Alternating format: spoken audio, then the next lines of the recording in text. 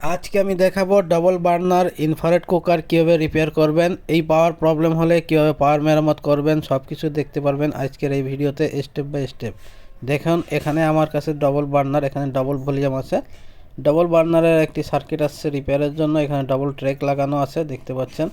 তো double track এবং double volume, এটি আছে ডাবল বার্নার। ডিসপ্লেতে কোনো আলো নাই, তার মানে এটি সম্পূর্ণ ডেড অবস্থায় আসছে, কোনো পাওয়ার নাই। তো আমরা পাওয়ার সেকশনে এসি কর্ডটি লাগিয়ে এর পাওয়ারটি চেক করব।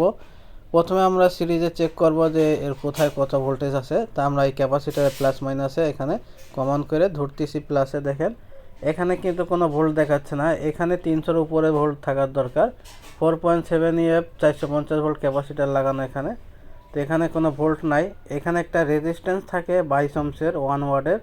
তো এই রেজিস্ট্যান্সের এই পারে ডায়োড আছে, এখানে কোনো ভোল্টেজ দেখাচ্ছে না, কিন্তু ডায়োডে 106 ভোল্টের মতো দেখাচ্ছে। তা আমরা এই যে রেজিস্ট্যান্সটা আছে, এটা হচ্ছে ফিউজেবল রেজিস্ট্যান্স, এটাকে ফিউজেবল রেজিস্ট্যান্স বলা হয়, এটি একটি ফিউজের কাজ করে।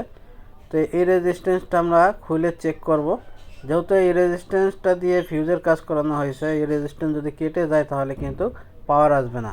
তো আমরা আগে চেক করে নিচ্ছি। দেখেন এখানে এই রেজিস্ট্যান্সের কোনো ভ্যালু দেখাচ্ছে না। তো আমি এখানে নতুন একটি রেজিস্ট্যান্স নিয়েছি, দেখেন এটি কিন্তু ভ্যালু দেখাচ্ছে। তা আমরা এখন এই রেজিস্ট্যান্সটি লাগিয়ে দিব।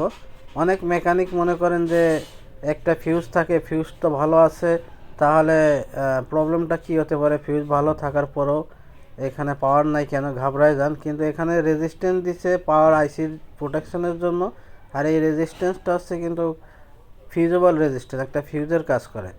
তো এই রেজিস্ট্যান্সটাই মূলত আগে নষ্ট হয়, তারপরে আইসি নষ্ট হয়। তো অনেক সময় আইসি এই রেজিস্ট্যান্স কেটে গেলে আইসি নষ্ট হতে পারে না, আইসি বেঁচে যায়। আইসির প্রোটেকশনের জন্যই মূলত এই রেজিস্ট্যান্সটা লাগানো। এখন আমরা আবারও ভোল্টেজ চেক করব এই রেজিস্ট্যান্স লাগানোর পরে। দেখতে পাচ্ছেন এখানে কিন্তু 311 ভোল্ট চলে আসছে, আলহামদুলিল্লাহ। এই 311 ভোল্ট থাকবে। এখন আমরা 5 ভোল্ট চেক করব, আগে ডিসপ্লে লাগাবো না।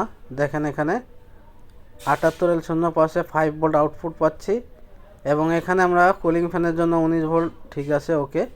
এই ভোল্টেজ চেক না করে ডিসপ্লে লাগালে ডিসপ্লে অনেক সময় নষ্ট হয়ে যায়, কারণ ভোল্টেজ যদি বেশি আসে। এখন আমরা এসি কর্ড লাগিয়ে সিরিজে চেক করব। দেখেন ডিসপ্লেতে আলো চলে আসছে, পাওয়ার ওকে। মাত্র এই 3 মিনিটের ভিডিওতে আপনারা শিখতে পারলেন কীভাবে পাওয়ারের কাজ করতে হয়। ভিডিওটা ভালো লাগলে লাইক দিয়ে শেয়ার করে দিবেন। আল্লাহ হাফেজ।